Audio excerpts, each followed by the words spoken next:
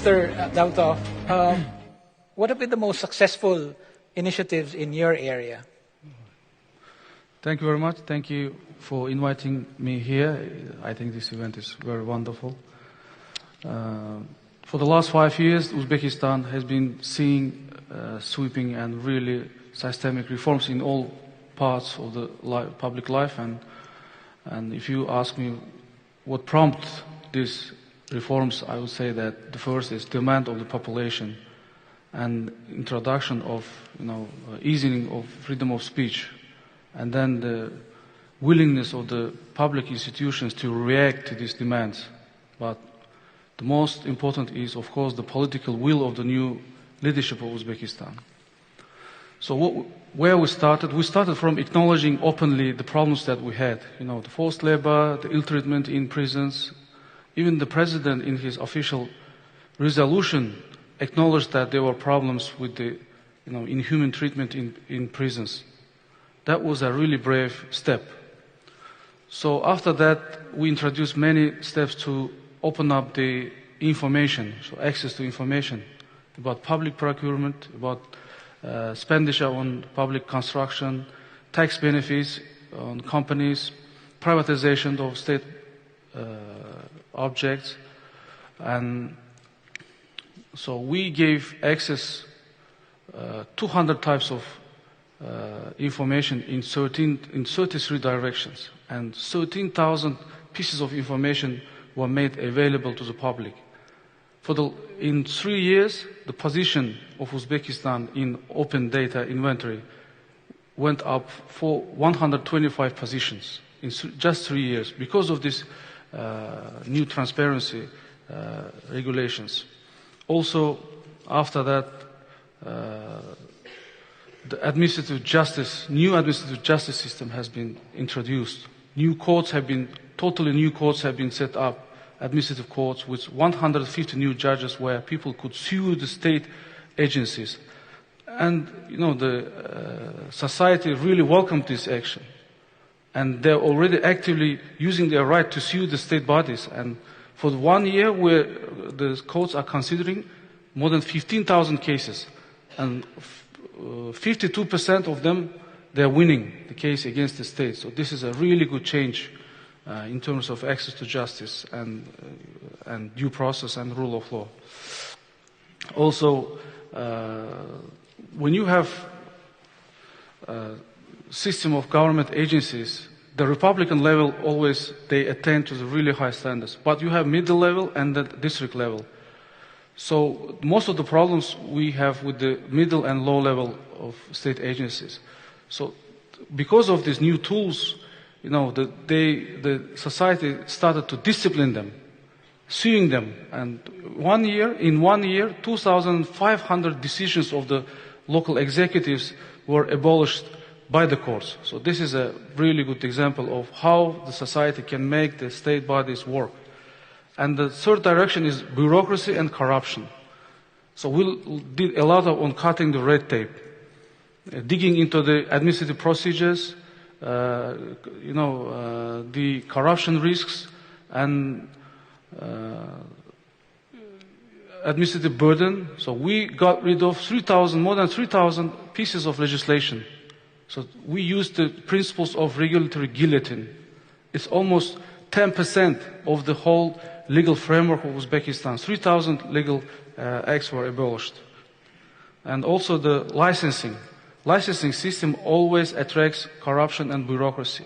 So we got rid of 105 types of the licensing cases. That's almost 1/3 of all types of licenses that we have. And everything went electronic. Licensing is electronic. Land allotment is electronic because the executive used to have these powers and they were really arbitrary decisions, just giving the land to the people that give money. So now that's not possible physically because this is all electronic auctioning, and already 5,000 land plots were already selling, and lots of money, billions, millions of dollars are pouring into the budget. And talking about bureaucracy, we got rid of only 18 types of the documents that people needed to submit to the government agencies when applying for public services. It led to economy of at least $15 million, and it touched the lives of at least 12 million population of Uzbekistan.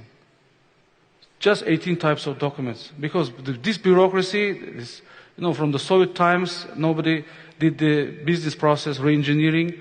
So if you do these kind of things, it really changed the quality of life of people. But I would say that's not the end, because we have lots of more problems, and society is demanding. The expectations are higher than sometimes the government agencies can deliver. But we're working on this. We know our problems and moving forward. Thank you. Thank you, Minister. Thank you. Follow-up questions, but we're running long. If you don't mind, I just want to ask one follow-up question of the Minister, who spoke of the regulatory guillotine. I'm curious to know, Minister, which of the initiatives that you highlighted was the most difficult to pull off? Maybe it's the same thing as asking you what was the most satisfying success story that you can share with us. But I wanted to know about the difficulty being overcome. Thank you. That's a very important question, because you have ideas. Some people in the government have ideas. They want to implement them and make life better. But we have the other part of the government who are working for ages in an old manner. Then it's the problem to get through these all, bureaucratic barriers. That is the quality of civil service is at the heart, because the government is responsible for everything that is happening in the society. It's not the people who blame, you have to blame the government. That's why it was very difficult for us to build a team, because our new president, of course, his political will, and he built a team, and we came around. Many people came back from other states. So expats came back. He was calling for everybody to come back and join him. So there was a critical mass of people who were directly working with the president and getting the ideas to him. So that is very difficult part of this. Thank you. Can I just say, yes, please. It's such a success story.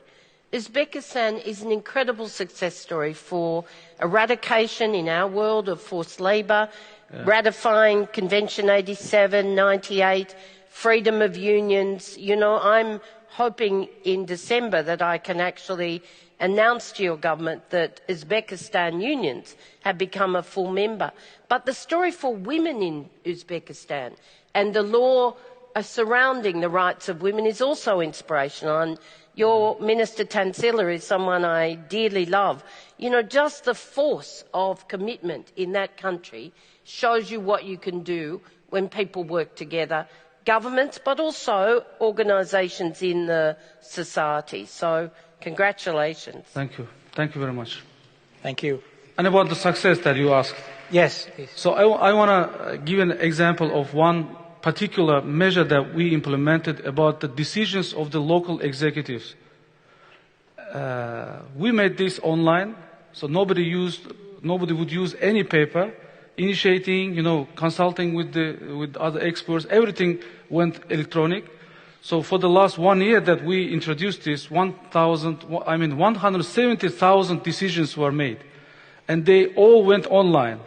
And imagine the use of public money, for different purposes, so people could see this, even if you can, access any decision and you see where the money is going. And it caused a public condemnation about many decisions, and thousands of the decisions were repealed by their own, by the local executives. And it made us economy 1,700,000 pieces of paper. So it's almost 10 tons of paper. Just one measure. So I recommend this. Thank you. Thank you. The next question from the audience is for both the Minister and the Justice. When introducing electronic mechanisms and making licensing completely digital, something that the Chief Justice also mentioned in her video statement. How do you ensure that it reaches the population that has limited access or no access at all to the internet? That's very good questions. We introduced one-stop shops around the country. It's like 207 centers around Republic, and more than 150 their subsidiaries. So you can go there, and then you have free access to internet there, and they have the people who explain you and help you with that. But when we talk about the business organizations, they know how to use the internet. They have direct access, because in our times, if you are not having internet, you are not a business organization. So that's a compulsory for business organizations. But for people, it's not compulsory. But, I mean, not compulsory, because you have to come to the public service center and then do it online in any way. You can't file it on paper. Thank you. That's the way out. Thank you. If you could recommend one thing that will change the game, so to speak, and that will benefit rule of law communities around the world, what would it be? My recommendation is to stick by universal values and rules. Because some states, they cite their uniqueness and peculiarities. We have different historical background, religious background, but everybody knows that already the social contract, Hobbesian social contract, everybody knows that. They are known. Weberian state principles, they are known. Universal values are already formed. So don't cite the uniqueness of your country, and stick by the universal values, because everywhere, rule of law, it's transparency, independence of justice, anti-corruption, anti-bureaucracy, it works very well at the same level. Thank you, and good morning. Thank you.